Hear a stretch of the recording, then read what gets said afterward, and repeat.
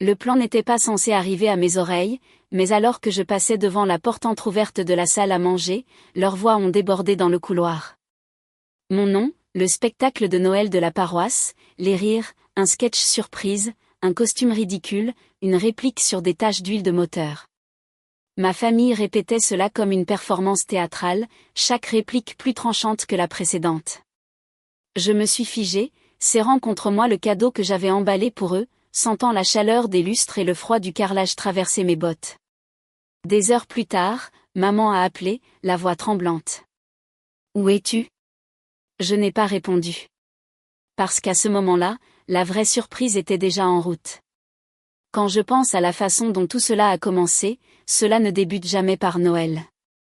Cela commence des années plus tôt dans la maison des Lambert à Versailles, où tout semblait parfait. Des cadres symétriques, des parquets cirés, un éclairage doré et tamisé, mais rien n'atterrissait jamais en douceur. J'avais 18 ans le jour où j'ai annoncé à ma famille que je voulais étudier l'ingénierie automobile. Je me souviens de l'odeur du dîner dans la cuisine. Quelque chose de beurré, de chaud. Mon père, Philippe Lambert, propriétaire d'une chaîne de magasins de meubles haut de gamme, mettait la table. Quand j'ai parlé, il a laissé tomber une cuillère de service en métal. Le bruit a résonné plus fort qu'il n'aurait dû. Ma mère, Béatrice, celle qui coordonnait les galas de charité et maintenait l'image de la famille lisse comme un drap repassé, cligna lentement des yeux comme si elle chargeait l'information. Mon frère Antoine, plus âgé que moi, interne en médecine à l'époque, l'étalon hors de la famille, baissa les yeux pour cacher un sourire narquois. Ma jeune sœur, Chloé, assistante dentaire à mi-temps et créatrice de contenu lifestyle, a ri franchement, un son bref et aigu. La cuillère oscillait sur le carrelage. Je me suis penchée pour la ramasser, mes doigts effleurant le métal froid, laissant une légère trace d'huile provenant de la bougie d'allumage sur laquelle j'avais travaillé plus tôt. Personne ne l'a dit à voix haute, mais le silence a complété la phrase pour eux, ce n'est pas ce que fait notre famille. Après cela, le schéma s'est installé comme une mauvaise météo. Béatrice glissait des offres d'emploi sur le comptoir, assistante de bureau, réceptionniste, sans jamais me regarder directement quand elle disait « ce serait plus stable ». Elle faisait un geste vague vers mes mains, les fines lignes de graisse qui ne partaient jamais tout à fait, surtout quand on est entouré de gens. Antoine, quand il rentrait à la maison, me tapotait l'épaule avec une sympathie de médecin de famille. « Fais juste attention avec tout ce travail physique », disait-il, comme si j'étais à un accident près de prouver qu'il avait raison. Chloé enregistrait des vidéos dans le salon, sa ring light illuminant ses cheveux pendant qu'elle racontait des histoires sur la recherche de l'équilibre et de l'élégance. Quand je passais derrière la caméra, elle plissait le nez pour son public, une blague d'initié qu'il n'était pas censé comprendre. Encore des vapeurs d'essence, riait-elle. Ses abonnés remplissaient les commentaires de petits émojis rieurs. Je restais silencieuse parce que c'était le rôle que j'avais appris à jouer. Mon silence gardait la maison lisse, leur image intacte. Chaque fois qu'il y avait un rassemblement, cousins, membres de la paroisse, voisins, je marchais plus lentement, gardais ma voix basse et m'assurais que mes bottes ne claquaient pas trop fort sur le sol. Le calme était plus sûr. Le calme m'évitait d'être prise à part plus tard pour des remarques sur mon ton, ma posture ou ma présentation. Le souvenir qui me reste est petit, moi debout devant l'évier en train de faire la vaisselle, la vapeur montant autour de mes mains. Derrière moi, ma famille riait d'une blague dont je ne faisais pas partie. J'ai baissé les yeux vers l'eau coulant sur le croissant taché d'huile près de mon ongle de pouce. C'est à ce moment-là que j'ai appris ce que j'avais le droit d'être dans cette maison et ce que je n'étais pas. Je suis arrivée chez mes parents tôt ce soir-là, portant une boîte emballée, petite, soignée, quelque chose que j'avais choisi après une longue journée au garage. Les lumières à l'intérieur brillaient chaudement contre le crépuscule hivernal, le genre de lueur qui rendait la maison Lambert accueillante vue de la rue, même quand elle ne l'était pas. Je suis entrée sans faire de bruit. Ma mère, Béatrice, était quelque part plus loin dans la maison, répétant le programme de Noël qu'elle coordonnait pour l'église. La voix de mon père, Philippe, flottait dans le couloir, stable et exercée. J'ai suivi le son, passant devant des photos encadrées où Antoine, le frère aîné érigé en modèle familial, était toujours centré, et Chloé, la jeune sœur qui soignait sa vie en ligne, captait toujours la meilleure lumière. En atteignant la salle à manger, j'ai remarqué que la porte n'était pas complètement fermée. Une étroite bande de lumière dorée traversait le sol sombre du couloir. Je ne voulais pas m'arrêter, mais j'ai entendu mon nom. Manon, a dit Béatrice comme si elle essayait le nom pour une blague. Des rires ont suivi. Puis la voix de Philippe, basse mais claire. Elle portera la combinaison, non? La bleue. Ça colle au thème. Antoine gloussa, ce même rire doux et poli qu'il utilisait avec ses patients. La voiture jouet va provoquer une réaction, a ajouté Chloé. Et la réplique sur les taches d'huile, parfait. L'église va adorer. Il y eut un bruissement de papier. Quelqu'un répétait un script, quelqu'un d'autre ajustait le timing. Il m'a fallu une seconde pour réaliser ce qu'il faisait. Un sketch de Noël sur moi, sur mon travail, sur la graisse sous mes ongles.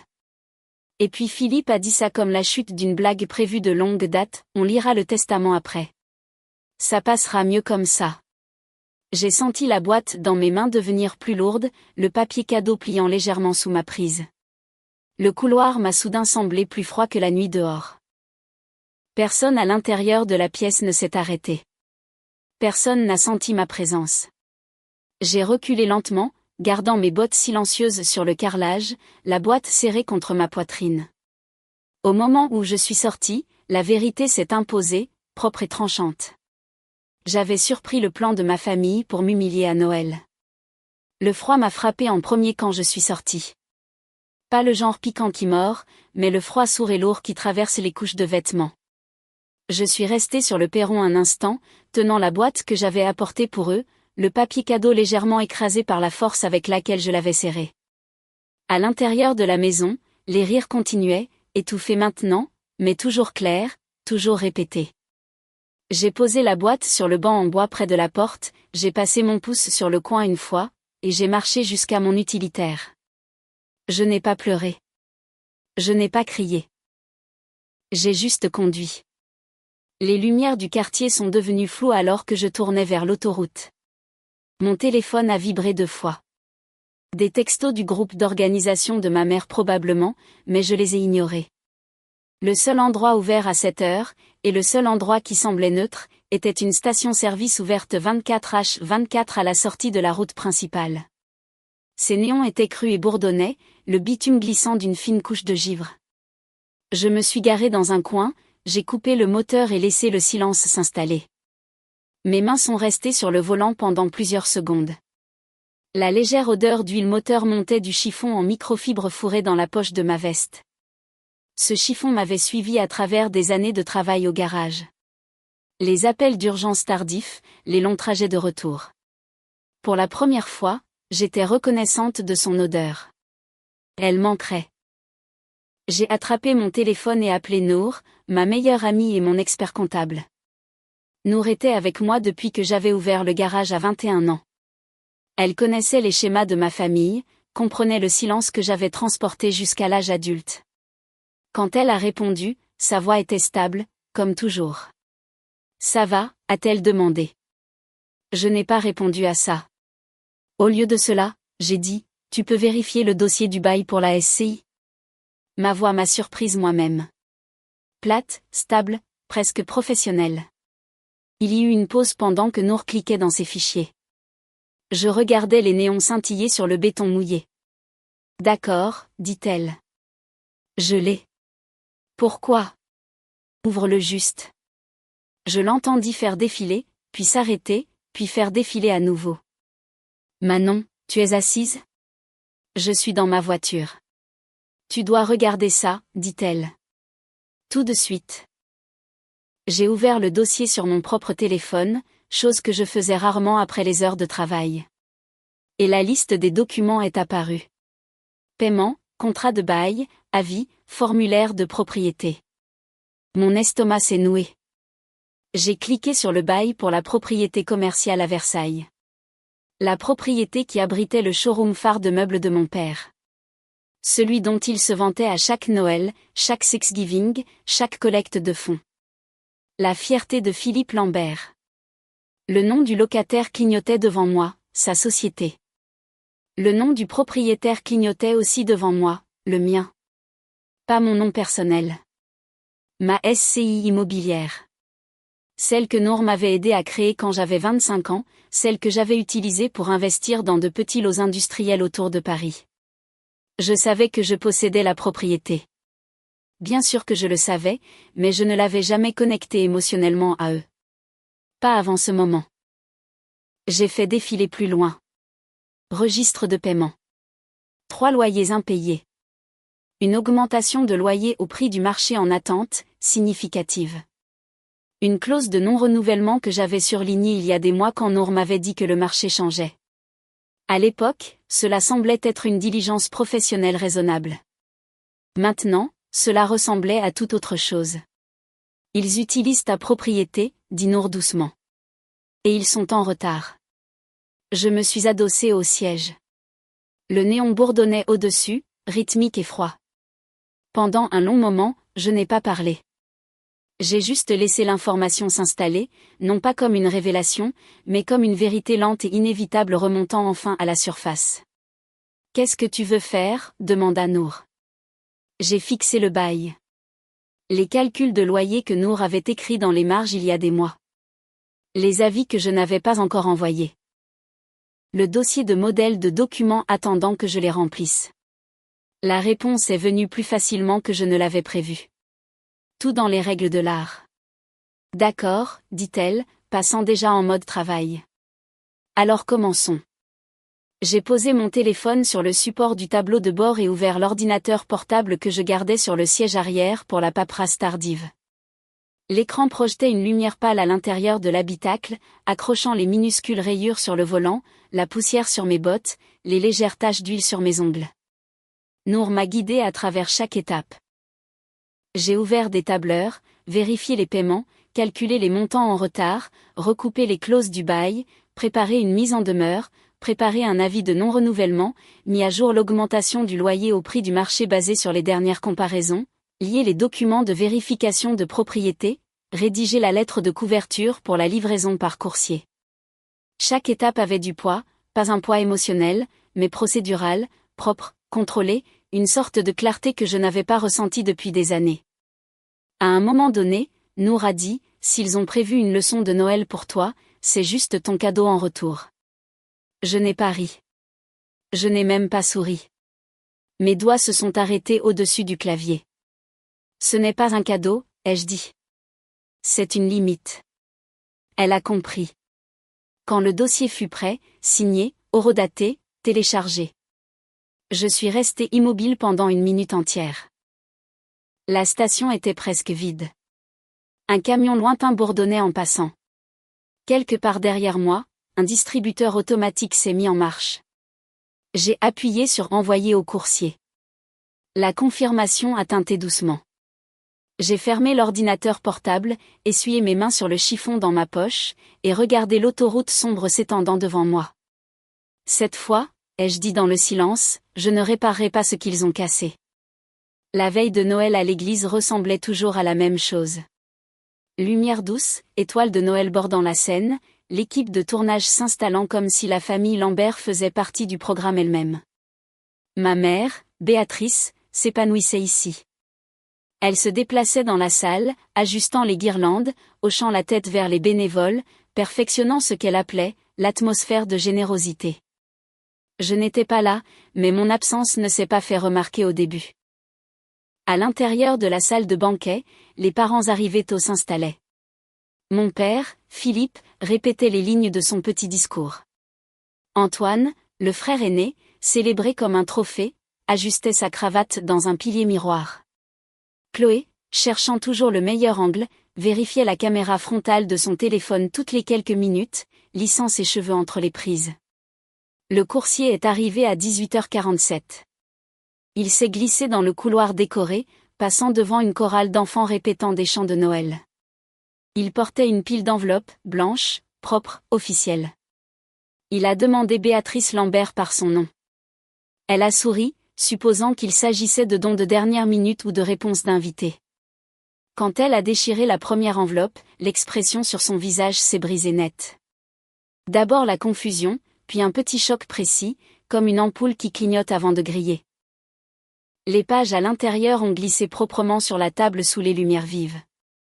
Mise en demeure, avis de non-renouvellement, loyer révisé au prix du marché, registre de paiement, titre de propriété listant le propriétaire, Manon Lambert. Sa main tremblait. Le papier froissait alors qu'elle tournait les pages trop vite. Philippe s'est approché. « C'est quoi ça ?» Béatrice n'a pas répondu. Antoine a pris une page pour lire, sa mâchoire s'est serrée. « Maman, c'est le bail du showroom. » Chloé s'est penchée par-dessus son épaule, les yeux écarquillés. « Attends, Manon possède le bâtiment ?» Le prêtre, debout à l'entrée, a discrètement cessé de donner des instructions à l'équipe de tournage. Quelqu'un a tamisé les lumières de la scène. Même les murmures de la chorale d'enfants semblaient s'estomper. Une de mes tantes a chuchoté, « Pourquoi Manon enverrait-elle ça ce soir ?» La voix de Béatrice est finalement revenue, mince, instable. Non, ça doit être une erreur. Elle ne ferait pas ça. Elle ne le fait pas, mais le bas du titre de propriété indiquait toujours le même propriétaire, Manon Lambert. Pas sa fille mécanicienne, sa fille silencieuse, sa fille invisible, celle qu'elle essayait de transformer en blague saisonnière. À 19h02, Philippe a essayé de m'appeler. Quand je n'ai pas répondu, Béatrice a saisi son téléphone. Ses boucles d'oreilles tremblaient avec la force de son mouvement. Elle est sortie de la salle de banquet, pressant le téléphone fort contre son oreille. Le premier appel est tombé sur la messagerie. Le deuxième aussi. Au troisième, j'ai répondu. J'étais debout à l'extérieur d'un chalet dans les Alpes, la neige dérivant sur le balcon. Je pouvais entendre son souffle avant sa voix, rauque, mince, frénétique. Cette nuit-là, je me souviendrai plus tard, maman a appelé furieuse. « Où es-tu » a-t-elle exigé. Derrière elle, je pouvais entendre des chaises racler, des proches chuchoter, le bruit distant de quelqu'un qui pleurait. Elle ne demandait pas parce qu'elle s'inquiétait.